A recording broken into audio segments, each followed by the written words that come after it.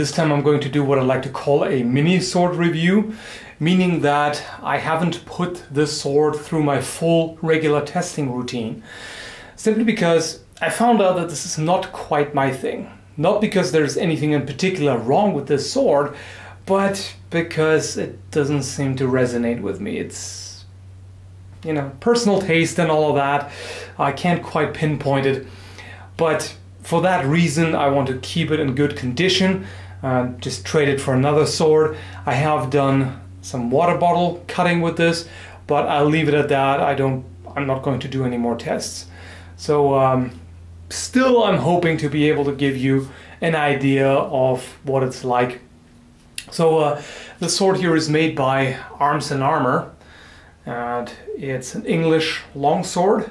It's based on a museum piece from 1450, which is heavily corroded. So for the hilt design, they also referenced a 1475 Flemish painting. So that's where you get the detail from on this hilt, which is beautiful, by the way. This was one of the reasons why this caught my eye, because it's a very aesthetically pleasing hilt. It's made of 6150 high carbon steel, which is one of the best steels you can use for a sword. Excellent in terms of strength and durability, edge retention, all of that. All around high quality. Arms&Armor uses both forging and stock removal for the production of swords. And yes, stock removal, meaning grinding the metal to shape, was also done in medieval and Renaissance times. So forging is not the only historically authentic method. And you can also combine both. You can forge a blank and then shape it via stock removal. The guard and pommel are cast tool steel, and you can see the hilt assembly is peened. And Arms&Armor did a very good job with that peen. It looks very clean. As far as the handling is concerned, like I mentioned in a previous video, this is what I would consider a true bastard sword, meaning that it's light and nimble enough to be able to use it with one hand. The weight is about 1.2 kilograms or 2.7 pounds. The handle is a little peculiar in that the upper portion offers enough space to grasp it comfortably in one hand. If you have a larger hand, your pinky is gonna be a little further down, and the rest is a little short for somebody with larger hands. Mine barely fit on there, and I have relatively small hands, but it's also a little peculiar in that it's tapered very strongly, and holding it here feels just a little odd. I mean, you can do it, but it really seems to me like it's intended to be grasped at the pommel for, you know, additional leverage. For that purpose, it's not the most comfortable pommel I've tried. It does work, but I would definitely say that a scent stopper pommel is more comfortable for actually grasping it. The grip otherwise is very comfortable, no doubt. The upper portion is definitely very nice, fits the hand really well. I mean, granted, this is nitpicking to an extent. You can grasp the handle like this and cut properly. It's not a big deal, really. I just personally find it's more effective when the hands are further apart, so I definitely prefer that. The guard looks beautiful, very nice. Both the overall shape and the decoration is quite nice. There aren't too many highly decorated production swords on the market. That's usually more the realm of custom swords. As far as aesthetics are concerned, I definitely like the shape of the pommel. It looks really nice. Very aesthetically pleasing. Looks quite intricate, really. As far as usage is concerned, like I mentioned, I didn't do a lot of cutting with this, but from what I did, it seems that the edge could be sharper. It's not ideal, really. It was a little difficult to get a proper cut. Of course, that's mainly dependent on technique, but it does seem that the blade made it a little more difficult than necessary. So the overall blade shape is lenticular. It's not a bad shape by any means, but the edge is not quite as fine as I would like. Of course, you can always argue against armor, it shouldn't be particularly fine, But then again, if you're facing plate armor, then you're not going to cut at it anyway. The balance is 14.5 centimeters from the guard, or 5.7 inches. So what about the distal taper? Near the guard, the blade has a thickness of 4.4 millimeters about, and near the tip we are at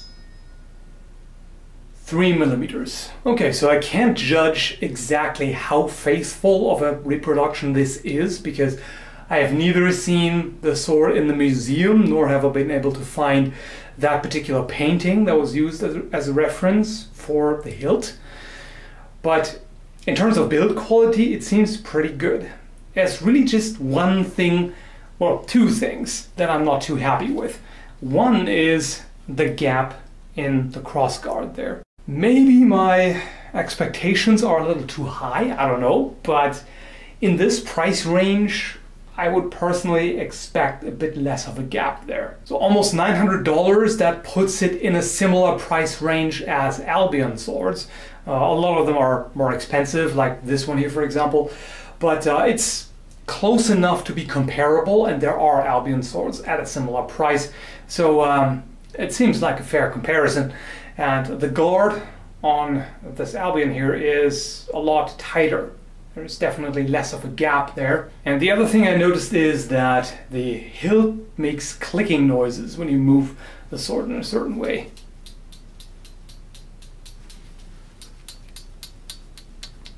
Which isn't necessarily indicative of any problem. I mean, it seems all tightly assembled. It doesn't rattle or anything. It's absolutely not loose. But you know, it's something that you do kind of notice. So I don't know if this could turn into an issue over time with use. I don't necessarily expect it, but you know, it's just something to point out. So why is it that I've decided to trade this instead of keeping it? I wish I could tell you. I wish I could pinpoint it exactly, but I can't. It's one of those, you know, personal, subjective feeling kind of things where, you know, sometimes even a good product is just not really yours. You know, it just doesn't, something about how it feels or how it looks or anything like that just doesn't really resonate with you. In this case, really the only negatives I can find are, you know, the gap at the guard, which it's not major by any means. In fact, a cheaper sword like a $500 sword or $600, I wouldn't have said anything really. It's just that at this price range I kind of expect a somewhat tighter fit. However, it doesn't affect the performance in any way. Performance-wise, really the only thing is the edge just isn't quite sharp enough, in my opinion. It was not as easy to cut with as it should be. So that would really be my only complaints. The clicking noise, I don't know. It only makes that when you kind of flex it in the direction of the flat. When you cut with it, it doesn't do anything like that. So yeah, there's that. One thing that I can say that I personally don't really like is the short grip. I prefer pretty long handles on, well, almost all kinds of weapons really, and that might also be something. But other than that, if somebody asked me, would you recommend this sword, then I'd say if you like how it looks, and if you like or don't have a problem with the fact that it is a pretty short hilt, then yeah, I don't have any issue with recommending it. If you asked me, should I buy this or that Albion sword, I would probably say the Albion, because the ones that I've had so far made by Albion are just, I'm really struggling to find anything negative whatsoever. They're just a little nicer in terms of finish than this, but it's not much of a difference really. So it just comes down to preference. and Arms&Armor is a well-established manufacturer. They have proven themselves, so really not a problem. I have no issue with recommending this. Thanks for watching.